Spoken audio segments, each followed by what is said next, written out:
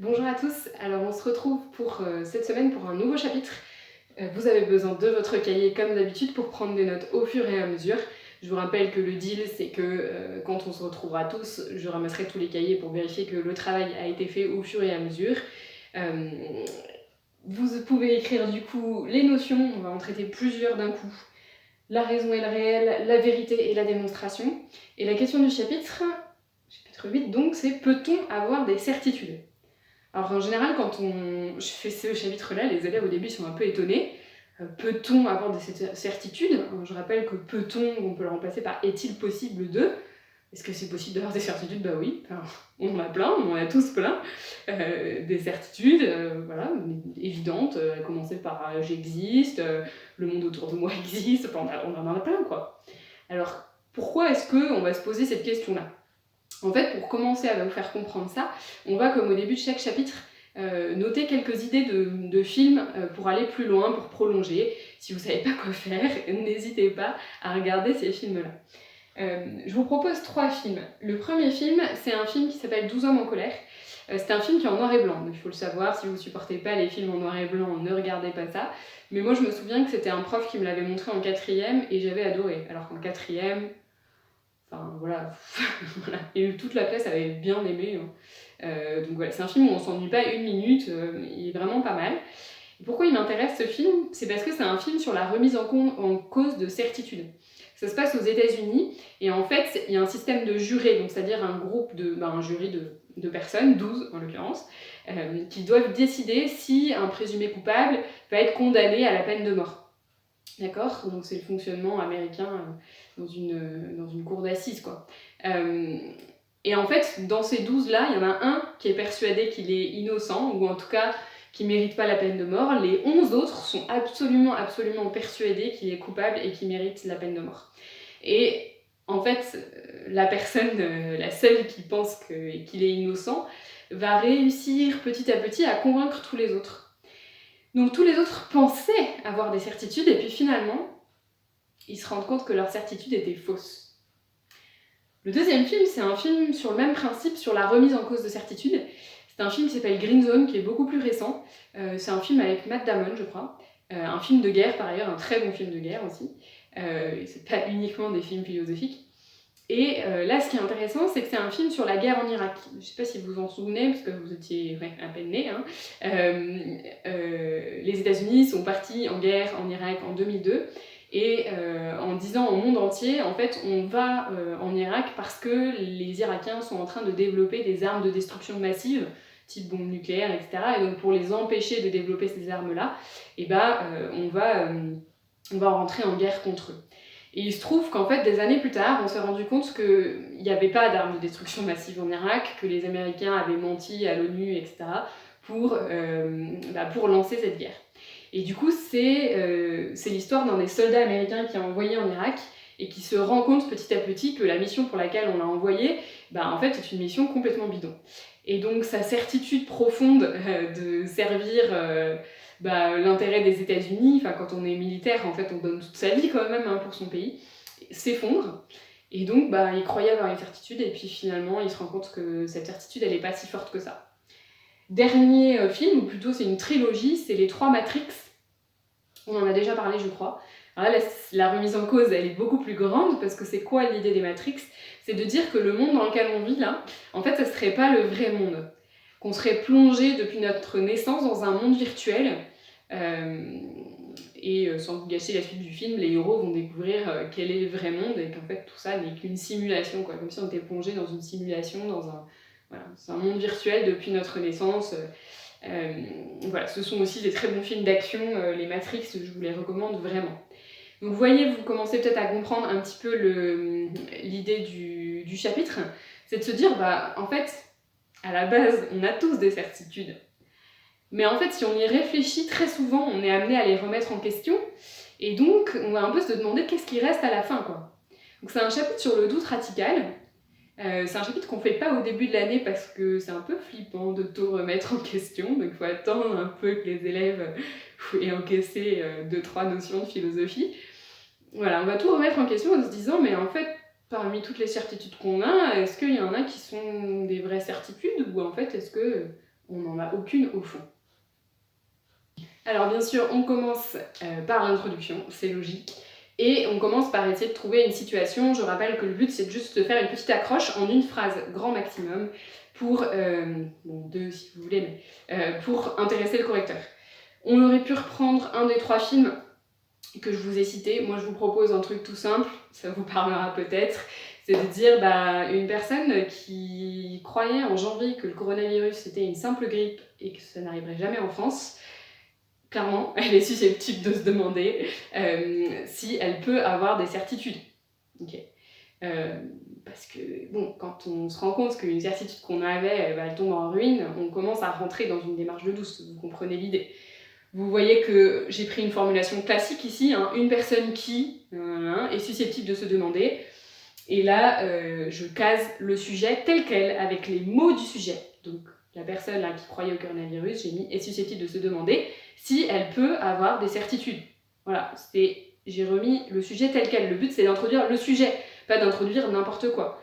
Je redis ça parce qu'il y a encore des élèves qui me font des situations hors sujet. C'est quand même dommage d'être hors sujet dès la première phrase de l'introduction. Okay. Donc, ça, c'est la situation. Ensuite, définition. Il n'y a qu'un seul mot-clé là dans ce sujet. Peut-on avoir des certitudes? C'est certitude, sans hésitation. Et il y a une petite difficulté, c'est pour ça que je vous ai mis une petite ampoule, oui c'est une ampoule, avec un point de méthode à noter. En général je note en vert tout ce qui est méthode. C'est qu'en fait, ce sujet, ce qui dérange les élèves en général, c'est qu'ils se disent mais la réponse madame elle est évidemment oui. Bah oui, on peut avoir des certitudes, moi j'en ai.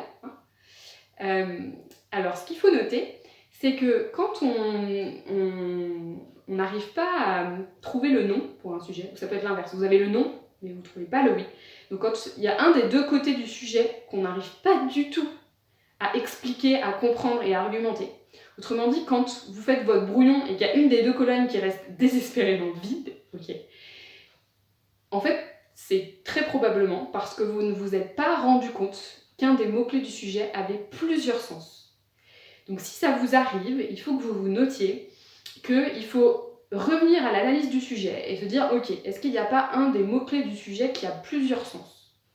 Pourquoi? Parce qu'en fait, la clé des sujets comme ça, c'est de se dire, si on prend le mot certitude au sens 1, et dans ce cas-là, on répond oui, mais si on prend le mot certitude dans un deuxième sens, alors on peut répondre non. Pourquoi vous n'arrivez pas à répondre non? Parce que vous n'avez pas vu que le mot certitude avait un deuxième sens. Vous voyez ce que je veux dire? Donc ça, c'est vraiment un point à se noter, c'est que quand on n'arrive pas à remplir une des deux colonnes, il faut revenir à l'analyse du sujet, trouver un des mots-clés, se rendre compte qu'il a plusieurs sens, et construire un plan en fonction de ça. Donc si on prend le sens 1 du mot, on répond oui, si on prend le sens 2 du mot, alors on répond non. Ok? Alors là, c'est le cas pour le mot certitude, c'est que le mot certitude, il a deux sens. Donc c'est pour ça que la définition, je l'ai mise là, mais vous pouvez la noter ici. La définition, en fait, il y en a deux. Je vous ai fait un petit diagramme avec les deux sens du mot certitude. Le mot certitude, son premier sens, c'est un sentiment. C'est quoi comme genre de chose? Une certitude, c'est un sentiment, c'est quelque chose qu'on ressent. C'est très agréable d'ailleurs, on est sûr de soi, on est apaisé, c'est un sentiment très positif, le sentiment de certitude. Mais ça, on va dire que c'est une certitude faible. Pourquoi? Parce qu'il y a plein de fois où on a des certitudes faibles comme ça, des sentiments de certitude, qui se révèlent faux. On en a donné assez là, avec le coronavirus, Green Zone, 12 hommes en colère et Matrix. Donc le sentiment de certitude, c'est une forme de certitude, mais le problème c'est qu'elle peut se révéler fausse. Donc du coup, c'est pas une vraie certitude. Ok? Du coup, ça nous amène au deuxième sens du mot certitude, ce qu'on appelle les certitudes fortes. Alors là, ce qui se passe, les certitudes fortes, c'est pas juste un sentiment. Elles ont été fondées, d'accord? C'est-à-dire qu'on a réfléchi, on a essayé de faire des démonstrations, on a cherché des preuves, on a cherché des expériences qui peuvent prouver ce qu'on dit, etc. Donc c'est ce qu'on appelle une certitude qui est fondée, c'est pas juste un sentiment. Et ça correspond à ce qu'on appelle la connaissance. C'est quoi une connaissance? Ce qu'on peut vous demander dans l'autre sens. Vous pourriez avoir un sujet où il y a le mot connaissance dedans. Il faut savoir définir le mot connaissance. Une connaissance, c'est assez simple, c'est juste une certitude fondée. D'accord. Vous pouvez nous noter juste en dessous qu'en philosophie, en fait, on distingue la connaissance de l'opinion. L'opinion, c'est plutôt ça. Les gens, ils ont plein d'opinions sur plein de trucs, mais la plupart du temps, leurs opinions, en fait, ce sont des certitudes faibles. C'est des trucs auxquels ils adhèrent, mais ils n'ont pas forcément vraiment réfléchi dessus. D'accord ? Donc le mot opinion a un sens souvent péjoratif en philosophie, parce qu'on distingue l'opinion de la connaissance. Vous pouvez vous rajouter parallèle opinion, juste en dessous ici, pour bien vous rappeler qu'il y a plein d'opinions de gens qui sont juste fausses. D'accord ? Alors je pense que ça vous aide peut-être à mieux comprendre le sujet, parce que des sentiments de certitude, tout le monde peut en avoir, ça c'est sûr, on en a tous. Mais par contre, des certitudes fortes, c'est-à-dire des certitudes qui sont fondées, des connaissances, etc., finalement on n'en a pas tant que ça. Et peut-être même qu'on ne peut pas en avoir du tout. On va voir qu'on peut rentrer dans un doute assez radical en réalité. Donc vous voyez bien ce que je vous ai expliqué tout à l'heure, c'est-à-dire selon, en gros, ce sens-là, ça vous donne votre oui, ce sens-là, ça vous donne votre non. D'accord ? Ça, c'est vraiment une astuce capitale à avoir comprise pour le bac. C'est ça qu'on va remettre grosso modo dans l'opposition, d'accord ? Donc je rappelle la méthode de l'opposition, à nouveau, il y en a, c'est de la redite, mais il y en a d'autres, ils en ont encore besoin. Donc on fait d'un côté, là on met une première réponse au sujet et on utilise, s'il vous plaît, les mots du sujet, d'accord ? Parce qu'on ne veut pas être hors sujet, parce que on justifie. Mais d'un autre côté, là on met l'autre réponse au sujet, par exemple non, et à nouveau, s'il vous plaît, on utilise les mots du sujet, tous les mots du sujet, même les mots qui paraissent pas importants, d'accord ? Parce que tous les mots sont importants, parce que, et là on justifie. Ce que ça veut dire, c'est qu'il faut, quand je dis tous les mots du sujet, là, c'est peut-on avoir des certitudes. Enfin, je veux le verbe pouvoir, je veux des, je veux certitude, d'accord ? Enfin, avoir des certitudes. Ça me permet de revenir sur un point, il y a souvent une confusion chez beaucoup d'élèves entre peut-on et doit-on, d'accord ? Ici, ce sujet, c'est peut-on avoir des certitudes ? Peut-on, vous pouvez le remplacer dans votre tête par est-il possible d'avoir des certitudes, d'accord ? C'est un sujet qui paraît bizarre, hein, qui est un peu dur d'ailleurs. Vous l'auriez sans doute pas comme ça au bac. C'est un sujet qu'on peut traiter en cours, mais pas au bac, ça serait pas comme ça. Donc est-ce que c'est possible d'avoir des certitudes ? C'est pas faut-il avoir des certitudes ou est-ce que c'est bien d'avoir des certitudes ? Non, c'est pas ça le sujet, d'accord ? Et donc pour pas se tromper, on essaye de bien réemployer exactement tous les mots du sujet, même les mots qui sont moins importants comme peut-on ou doit-on, etc. D'accord ?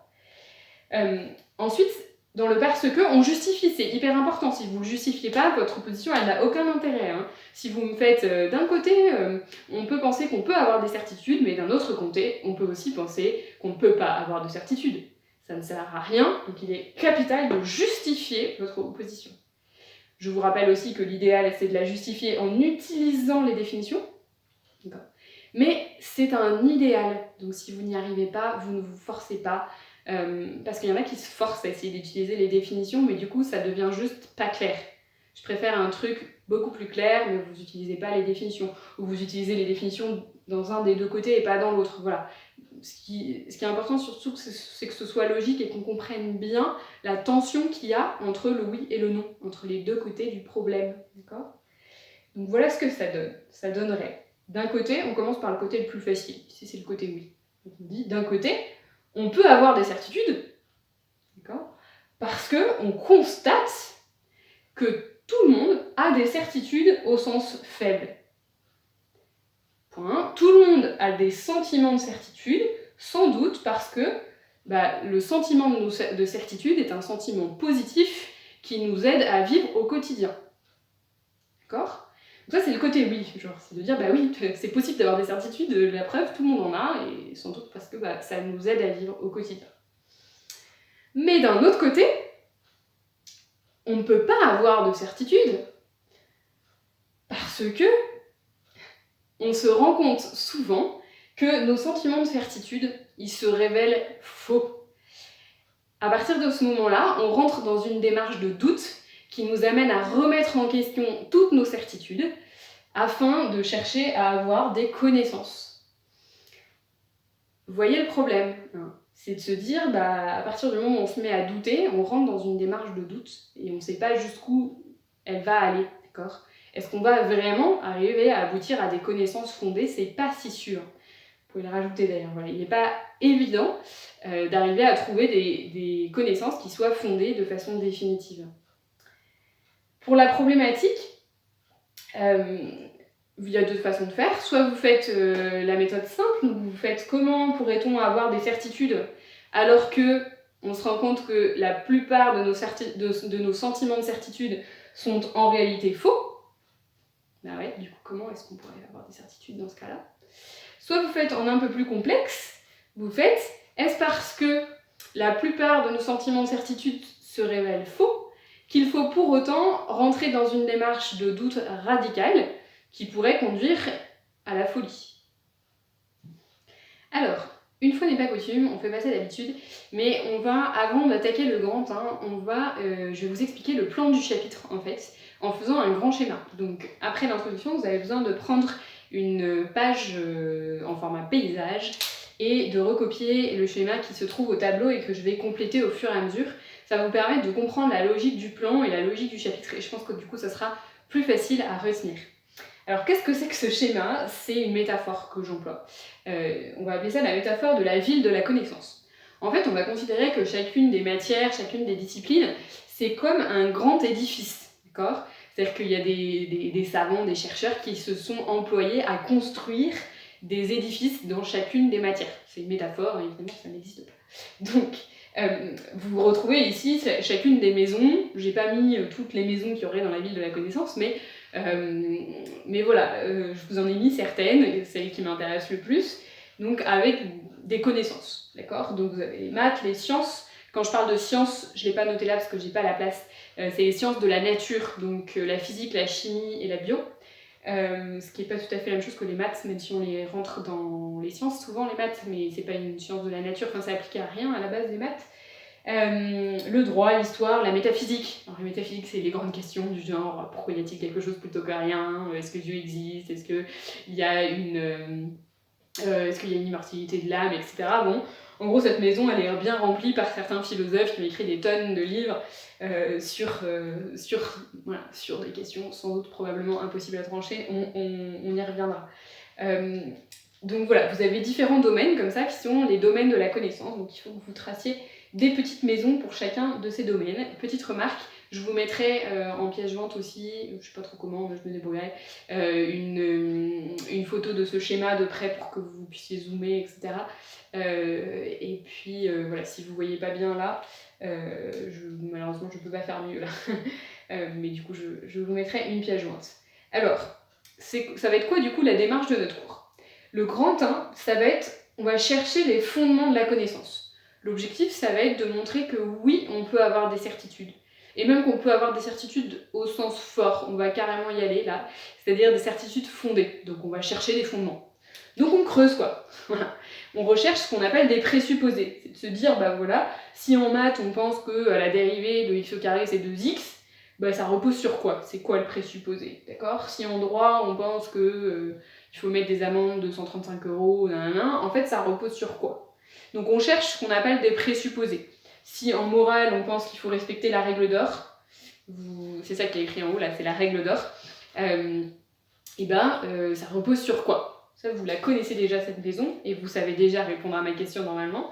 La règle d'or, si on cherche les présupposés, elle repose sur quoi? Elle repose sur ce qu'on appelle le PNC. D'accord? PNC pour principe de non-contradiction. Si vous ne vous souvenez pas de ce que c'est, vous allez voir le chapitre sur la morale vite fait. Principe de non-contradiction, c'est sur ça que repose la règle d'or. C'est-à-dire qu'il est contradictoire en fait de faire quelque chose, de faire à quelqu'un quelque chose qu'on ne voudrait pas qu'il nous fasse.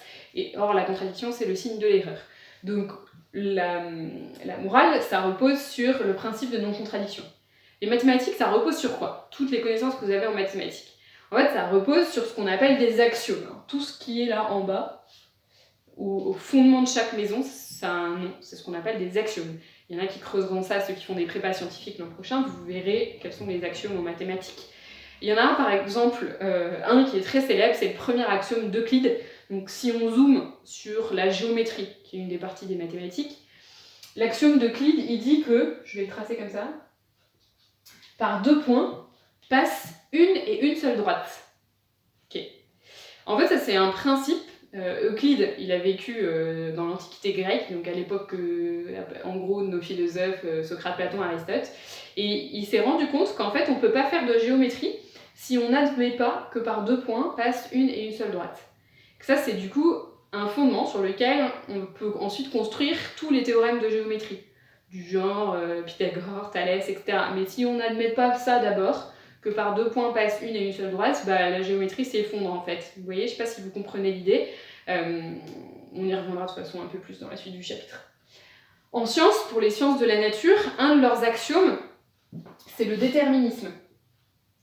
C'est qu'ils partent en sciences, on part du principe que tout ce qui arrive dans l'univers a une cause. C'est ça que j'ai rajouté là, je pense que vous ne voyez pas très bien, mais je vous le dis du coup au fur et à mesure. C'est le déterminisme. On part du principe que tout ce qui arrive dans l'univers a une cause et on la cherche, d'accord ? Un scientifique qui essaye d'expliquer, je sais pas, une comète, il part du principe que la comète, elle obéit à un déterminisme naturel et qu'elle n'a pas été envoyée par Dieu, par exemple, d'accord ? Ça, c'est un axiome en science. C'est-à-dire que toute la science repose là-dessus. Si vous enlevez ça, la science s'arrête. Je ne sais pas si vous commencez à comprendre l'idée. Le droit, à l'inverse, il repose sur l'axiome inverse. Il repose sur l'axiome de la liberté. Ça, on l'a déjà vu. C'était un bonus bac un peu compliqué, d'ailleurs.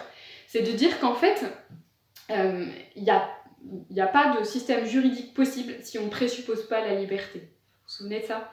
C'est-à-dire qu'en fait, un juge, il est obligé de supposer que les gens ont fait ce qu'ils ont fait librement. Parce que sans liberté, il n'y a pas de responsabilité, donc il peut condamner personne. Si dans le domaine du droit, les juges prenaient comme axiome le déterminisme, ils pourraient condamner personne. Parce qu'un meurtrier, il pourrait dire, vous vous souvenez de ça, on l'a déjà vu, un meurtrier pourrait dire, ah bah, c'est pas de ma faute, j'ai été déterminé par c'est un truc qui s'est passé dans mon enfance, par une pulsion, mon cerveau, juste mon ADN, enfin j'en sais rien. Donc voilà, le droit, il repose sur l'axiome inverse. Bizarre, hein, mais c'est comme ça. L'histoire, la métaphysique, je continue pas, je pense que vous avez compris le principe, c'est ce qu'on fera dans le grand temps, c'est essayer de creuser et trouver quels sont les axiomes. Mais on peut creuser encore plus loin, et chercher non plus seulement les axiomes, ici, donc axiome ça s'écrit A-X-I-O-M-E-S, pour ceux qui n'arrivent pas à lire, on va creuser encore en dessous, et on va essayer de trouver les fondements de toute connaissance. Ce qui est une démarche sympa, je ne sais pas si vous avez déjà posé cette question. Toutes les connaissances, en fait, pour être fondées, elles reposent sur 2 choses uniquement. C'est quand même sympa de le savoir. Elles reposent sur 2 choses, c'est l'expérience et ou la démonstration. Il n'y a pas d'autre fondement possible de la connaissance. Si vous m'en trouvez un autre, dites-le moi, mais a priori c'est pas possible. C'est l'expérience et ou la démonstration. En fait, pour fonder une croyance, pour fonder une certitude, je vous rappelle c'est ça l'objectif si on veut avoir des certitudes fortes, il y a 2 possibilités. Soit vous vous fondez sur une expérience, c'est-à-dire sur un fait, d'accord ? L'expérience c'est au sens large, on y reviendra, mais tout ce que j'ai vu de mes yeux, mais aussi l'expérimentation, etc. Donc par exemple en sciences on fait beaucoup ça, d'accord ? En droit aussi on va faire appel à des faits, etc. Il y a aussi la démonstration, parce qu'un fait brut souvent ne suffit pas, il faut en tirer quelque chose. Donc en droit on va avoir un fait qu'on a constaté, un juge il va constater quelque chose, et ensuite il fait des démonstrations à partir de ces faits. Donc c'est l'expérience plus la démonstration dans ces cas-là, d'accord ?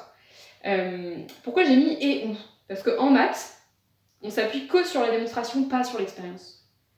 Vous avez déjà remarqué la tête que fait un prof de maths quand vous dites « Ah bah si, c'est vrai, c'est parce que je l'ai vu sur le dessin ».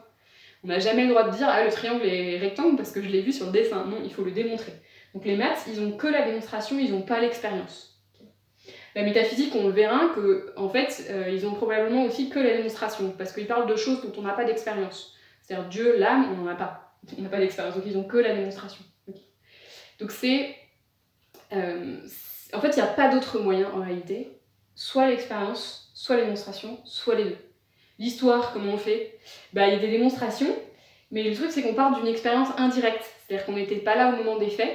L'expérience, c'est d'aller regarder et chercher des sources. Donc il y a des archéologues, il y a des gens qui travaillent dans les archives, etc.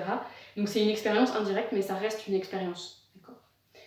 Je pense que vous avez compris l'idée. Donc ça va être ça l'idée du grand 1, et même très précisément, le grand A sera sur l'expérience et le grand B sur la démonstration, Comme ça, on aura vu que, oui, on peut avoir des certitudes, et même des certitudes fortes, hein, parce qu'on a des moyens de les fonder. Ça, c'est le grand 1. Grand 2, j'espère que votre dessin est tout beau, tout joli, parce que là, il va devenir très moche. Le grand 2, on va tout casser. C'est-à-dire qu'on va rentrer dans la démarche du doute, et donc on va plutôt essayer de se dire, en fait, est-ce que on peut vraiment avoir des certitudes? Bon, le principe va être très simple. On va d'abord casser ce fondement-là. Donc on va dire, l'expérience n'est pas un fondement fiable, en réalité. Ensuite, on va casser le deuxième fondement. On va dire, la démonstration n'est pas non plus un principe fiable. Le problème, c'est que si vous cassez les deux fondements, qu'est-ce qui se passe? Tout s'effondre. Donc là, votre schéma va devenir très moche. Je sais qu'il y a des élèves qui détestent ce moment-là. Hop.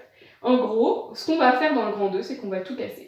Et du coup, on va dire, en fait, on peut avoir aucune certitude. Aucune. Jamais. Parce que, en fait, les deux fondements de la certitude sont pas des vrais fondements. Donc je vous écris là le titre du grand 2.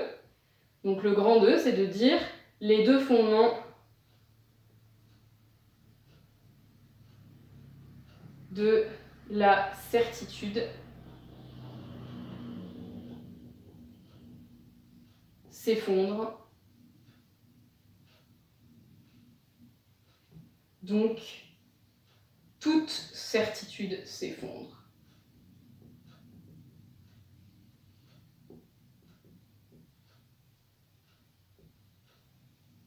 Ouais. C'est la merde. À la fin du grand 2, doute radical, d'accord? Donc il y aura un peu de suspense avant le grand 3, ne vous suicidez pas entre le grand 2 et le grand 3, vu qu'il n'y aura vraiment plus aucune certitude. Alors la solution dans le grand 3, ça va être de dire, en fait, la bonne nouvelle, c'est que cette ville, elle flotte. La ville de la connaissance, c'est bien bizarre les métaphores, mais vous allez comprendre, j'espère, c'est une ville flottante. C'est sûr, elle n'a pas de fondement absolu. Si on creuse, au bout d'un moment, il y a du vide, c'est sûr, il n'y a pas de fondement absolu. Donc, le grand 3, évidemment, je donnerai des vrais titres après, hein, mais voilà. En gros, c'est de dire, ma ville, elle flotte dans l'air, donc plutôt dans des nuages, je sais pas comment dire. Voilà. Donc, c'est une ville qui flotte.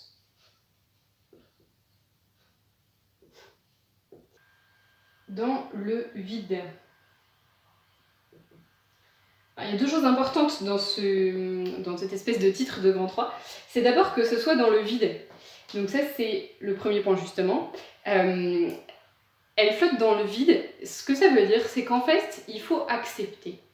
Et pour certains, c'est facile, pour d'autres, c'est très dur. Qu'on ne peut pas avoir de certitude absolue. Donc, c'est le premier point qu'on verra dans le grand 3. On ne peut pas avoir de certitude absolue. Et ça fait référence justement à la notion de vide. D'accord? On creuse et en fait, au fond, il n'y a rien. On ne peut pas prétendre qu'on a des connaissances absolument certaines. Et la deuxième chose, c'est que malgré tout, cette ville, elle flotte. Ça marche, en fait. La dernière chose qu'il faut accepter, en fait, c'est qu'on n'a pas besoin d'avoir des certitudes absolues. Et donc ça fait référence à l'idée que ça flotte. Ça fonctionne. Ça fonctionne très bien. Avec la science, même si elle n'est pas certaine, on peut faire voler des avions. Avec les maths, on peut faire des calculs incroyables. Enfin, vous voyez, avec la morale aussi. Enfin, on peut bien se comporter. En fait, il faut arrêter de chercher des certitudes absolues. Vous allez me dire tout ça pour ça, oui, mais voilà, c'est au programme. Et puis ça clarifie en fait un peu certaines personnes qui sont un peu trop dans le doute, ça va leur rappeler que ça n'est pas forcément une bonne chose. Il y a peut-être un degré de doute qui est intéressant, puis il y a aussi un doute qui est le doute du grand 2 qui est juste destructeur. Voilà donc pour le plan. Je prends un peu de temps pour faire ça parce qu'en fait, normalement, une fois que ça c'est posé, le reste ça coule tout seul. Je vous retrouve donc pour la vidéo du grand 1.